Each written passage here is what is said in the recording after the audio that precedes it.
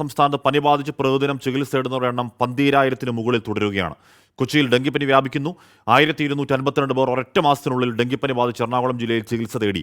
പുതിയതായി ഒരാൾക്ക് H1N1 സ്ഥിരീകരിക്കുകയും ചെയ്തു. സംസ്ഥാനത്ത് പനി ബാധിച്ച് ചികിത്സ തേടുന്നവരുടെ എണ്ണത്തിൽ കാര്യമായ കുറവില്ല. ബുധനാഴ്ച മാത്രം 12,508 പേരാണ് വിവിധ ആശുപത്രികളിലായി പനി ബാധിച്ച് ചികിത്സ തേടിയത്. ഡെങ്കിപ്പനിയും എലിപ്പനിയും മലമ്പനിയും കൂടാതെ വെസ്റ്റ് നൈൽ, H1N1 എന്നീ പകർച്ചവ്യാധികളും റിപ്പോർട്ട് ചെയ്തിട്ടുണ്ട്. പനി ബാധിക്കുന്നവർ സ്വയം ചികിത്സ ഒഴിവാക്കണമെന്ന് ആരോഗ്യവകുപ്പ് ഡയറക്ടർ ഡോക്ടർ റീന 24-നോട് പറഞ്ഞു. പനി കേസുകൾ നമ്മൾ പനിയുടെ അവലോകനം ചെയ്യുമ്പോൾ നമുക്ക് കഴിഞ്ഞ വർഷങ്ങളെ അപേക്ഷിച്ച് പനി വളരെയധികം കൂടിയെന്ന് പറയാനില്ല. കഴിഞ്ഞ വർഷങ്ങളുടേതുപോലെ തന്നെയാണ്. പക്ഷേ ഡെങ്കി കേസുകളിൽ നമുക്ക് കഴിഞ്ഞ വർഷങ്ങളെ അപേക്ഷിച്ച് നമുക്ക് കൂടുതൽ കേസുകൾ ഉണ്ടായിട്ടുണ്ട്. കൊതുകിൻ്റെ പ്രജനനവും അതുപോലെ തന്നെ വൈറസിൻ്റെ വ്യാപനവും ഏറ്റവും കൂടുതൽ വരുന്ന ഒരു കാലാവസ്ഥയാണ് നമുക്കിപ്പോൾ നിലവിലുള്ളത്.